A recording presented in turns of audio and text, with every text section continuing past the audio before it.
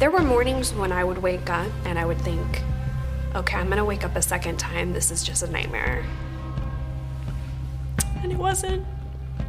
This is one of the most well thought out, well executed plans. Diabolical. Absolutely. In the month of June 2016, Michelle Hadley, a 29-year-old woman, was on her way home after meeting a friend. But to her surprise, when she reached home, she was greeted by a team of police officers who'd been waiting outside her house. I get a phone call from my youngest daughter saying, hey, somebody's beating on the door. And I said, look outside, is there police cars? She says, yeah, there's two of them. I said, well, then open the door. She was being arrested because she had allegedly threatened another woman named Angela Diaz. The curious part of this arrest was that Michelle claimed she had no idea who Angela Diaz was. Could this arrest have been a mistake? Or could the two have been acquainted before? In the events that took place after Michelle's arrest, the truth about the two women revealed some shocking revelations. These revelations would only make you wonder, how far can you go with a single lie? Hi, and welcome to M7 Crime Storytime, where we cover solved, unsolved, and twisted cases. If you haven't already, please consider liking and subscribing to get the latest crime stories delivered directly to your inbox. In today's case, we're going to be diving into a bizarre and twisted tale that concerns two women, Michelle Hadley and Angela Diaz. This is Michelle Hadley. She was born on December 20th, 1986 in Upland, California. Michelle was the eldest daughter of her parents, who were business owners. She grew up with a sister who's 3 years younger than her. Michelle was raised in a strict conservative home and shared a close relationship with her parents. Growing up, she had a pretty normal life. During her time at school and college, her friends knew her as a polite and kind person. Michelle was also known for being very outspoken and straightforward with what she had to say. However, she would always find ways to clear the air if there were any disagreements. Being a diligent girl since she was little, she always made sure to complete every task that was given to her.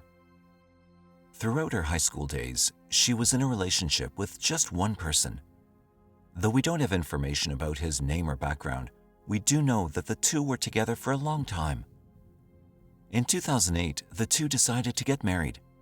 However, Michelle didn't realize that marriage would not bring her the happiness she sought.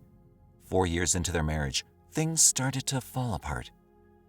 Things didn't feel like they did back when they started dating, and they decided to split up. This devastated Michelle. She believed that love just wasn't in the cards for her until 2013, when she met another man, Ian Diaz. Though we don't have much information about his past, we do know that he's 9 years older than Michelle. The two reportedly met through a dating site. Things with Ian felt like they were meant to be, at least for Michelle. Ian was working as a deputy U.S. Marshal, while Michelle was working at a marketing firm. Ian seemed attentive to her needs and very loving. These characteristics drew Michelle in, and not long after, by the fall of 2014, they moved in together. Ian then proposed to Michelle, and they set a date for their wedding. Michelle and Ian seemed to hit it off very well during the start of their marriage. However, as sweet as the relationship looked from the outside, Ian slowly turned into something Michelle never foresaw. Michelle always saw Ian as an attentive and sweet-natured man, but as time passed, he soon became a self-loathing and abusive person. This took Michelle aback, since she had a hard time realizing these changes at first. She often noticed his changes in behavior, but considered them more of an act of love. There were times when he'd ask her to wear more revealing clothes. However, Michelle, being from a conservative family, found this request very uncomfortable. Nevertheless, she complied with Ian's requests. When Ian saw that Michelle could be easily persuaded, he started making more provocative requests. Soon, he asked her to get her belly button pierced. At first she hesitated, but later agreed. By this time, Ian was pushing the boundaries. His requests started to get even more bizarre. Ian had asked Michelle to leave the job at a marketing firm that she loved and take up a job at his favorite place, Disneyland. Disneyland was not only the place that he loved, but it had also been the place where he worked before he got his job as a deputy U.S. Marshal. It seemed as though Ian wanted to keep an eye on Michelle, so working at a place where he still had contacts was a good deal for him. When he presented the idea to her, he said that he wanted her to be in safer hands, but that only meant that he could watch over her every move. At first, Michelle found this request a little odd, but because she loved him and wanted to appease her husband, she obliged. By the time the request started to make Michelle feel troubled, it was too late. She saw herself becoming someone she wasn't, so she thought of talking it over with her husband. But instead of hearing her out, he lashed out and turned abusive. During this time of turmoil, Michelle and Ian decided to purchase a condo together. They naively thought that having a place that belonged to them would help make their relationship better. This was about 2 years after they met. In 2015, Michelle and Ian started searching for a condo to buy and finally found one that was located in downtown Anaheim. This condo was priced at $470,000. Though it was a little beyond their means, they wanted it. But at that time, Michelle was unaware that Ian had no plans to pay even a single dime toward the mortgage. When it was time to put the pony up, he made up an excuse, saying he was having a hard time with finances, but he promised to pay for the next month. Michelle then decided to go ahead with the down payment, which was about $144,000 in cash. After sorting through all the paperwork, things seemed to be sorted. In hindsight, their relationship had already reached a dead end, so with the purchase of the condo, things started to get worse. While both of their names were on the deed, it was evident that Ian wanted the condo for himself. Michelle wasn't having it though, since she was the only one paying the mortgage.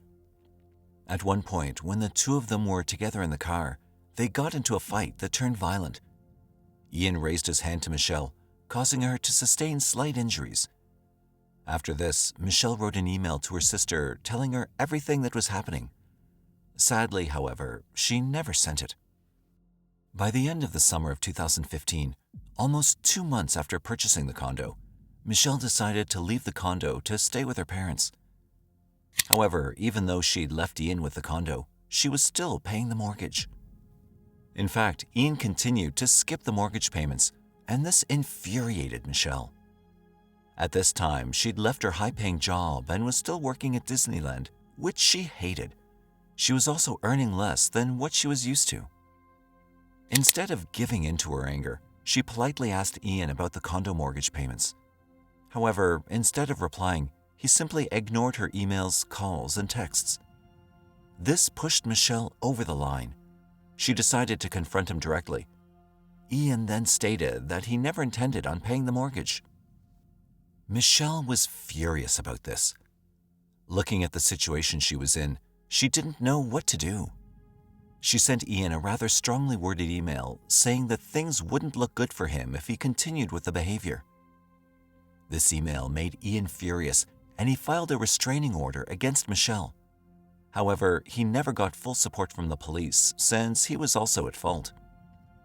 Michelle found out about Ian's restraining order request and quickly countered it with the fact that he never paid the mortgage on the condo since they bought it together, and it was in their name. Eventually, the two of them agreed to hire property lawyers and settled the issue for good. When the judgment was made, the judge sided with Michelle. Ian was ordered to pay the rest of the mortgage, and if he failed to do so, he'd have to pay an additional penalty. The judgment obviously upset Ian, but he had no choice but to follow the court order. It took a whole year for this mess to get sorted out. By 2016, the two had separated for good. Michelle was now finally free of this toxic relationship. While Michelle was turning over a new page in her life, Ian was still quite bitter. He was still living in the condo and paying the mortgage. The whole condo situation took a toll on Ian. In an effort to pick up the pieces of his life, he started using dating apps once again. This was how Ian met the woman he thought was his perfect match, Angela CONNELL. Though we don't have much information about her, we do know that she was born in 1985 and is from Phoenix, Arizona. Angela attended a Catholic high school and then graduated from Arizona State University in 2006.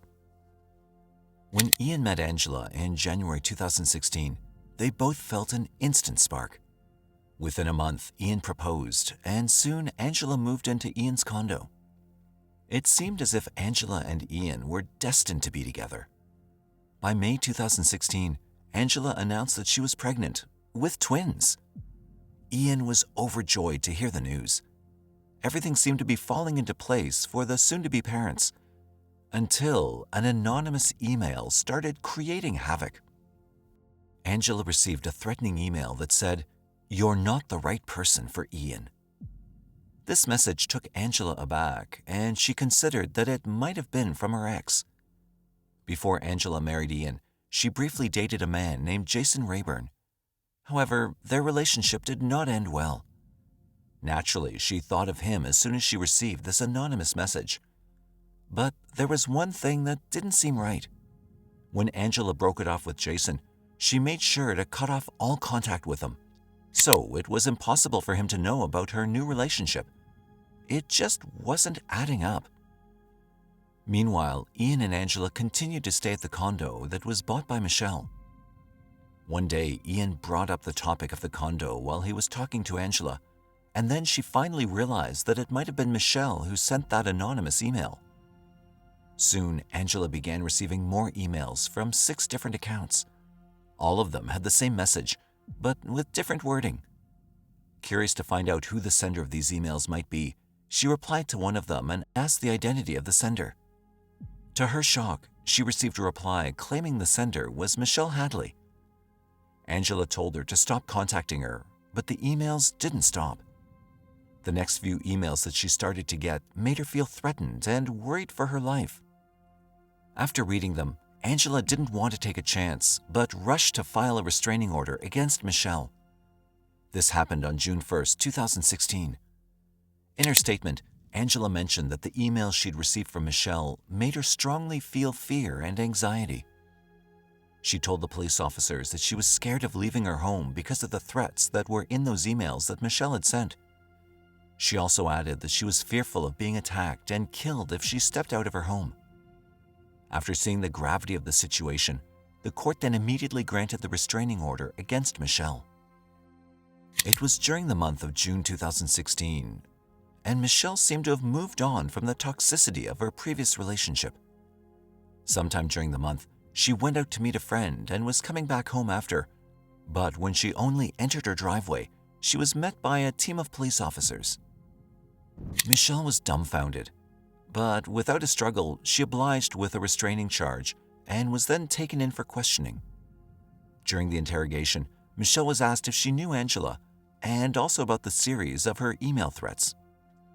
To this, she replied that she had in fact never heard of Angela and was clueless about the emails that were continuously being mentioned by the officers. She even told the police officers that she was being set up because she'd received a Google alert a week before that her email address had been shut down. On the same day, she received an alert from Microsoft saying that her primary email was being used as the recovery email for a bunch of other email addresses that she'd never created. That troubled her, but she made it a point to contact the Anaheim Police Department to report the matter. She believed that it was her ex-husband who may have been trying to impersonate her, but despite her efforts, no one listened to her. On the other hand, the police officers thought that Michelle was just lying. They didn't take her words into consideration. So now, Michelle was served with a restraining order. But what Michelle did not know was that this was just the beginning. This is where things started to get even crazier. With Michelle charged with a restraining order, you might think that the situation had been settled, but it wasn't. Not long after, Angela started receiving emails in response to a Craigslist ad that she'd never posted. These ads had details soliciting a sexual coercion fantasy. Shocked by this, Angela knew that someone must have opened an account in her name. But the strange thing was, whoever it was, they had her exact details. These details included her phone number, full address of the condo, and even the breed of the dog she had. But no one else would know the entire address of the condo apart from Ian and Michelle. She thought that it couldn't have been Ian. Upon pondering this idea, Angela once again started to feel scared to death. She didn't even want to go out of her house because whoever it was knew where she lived. She felt like she was being continuously watched, and not knowing who could have done it made her feel uneasy. Days after the Craigslist ad, on the 24th of June 2016, Angela called the police. However, it was not because of the ad. This time, she was attacked. Her neck was bruised and the clothes she was wearing had been ripped. Her head had also been slammed against the wall. But still, Angela found the strength to call 911. The police then asked Angela if she recognized the person who assaulted her, and that was when Angela replied, "It was Michelle." This time, the police made sure to arrest Michelle. They thought a restraining order wasn't enough to keep her from harming Angela. Michelle was arrested. While in jail, she managed to relay the message about her arrest to her parents. And since being from a conservative family, they did everything they could to handle the matter. Michelle's bail was set at $10,000, and since her parents were successful business owners, they managed to quickly bail her out. Once she was out, Angela started receiving harassing emails again. It couldn't have been Michelle, right? Well, the interesting part was, the emails that were sent to Angela actually did come from Michelle's personal email address. Not long after the tragic assault on Angela, on July 13th, she contacted 911 again. This time it was because she saw a man standing outside her condo. When the police arrived and talked to the unknown stranger, the person said he was actually responding to the same sexually explicit Craigslist ad in the name of Angela Diaz.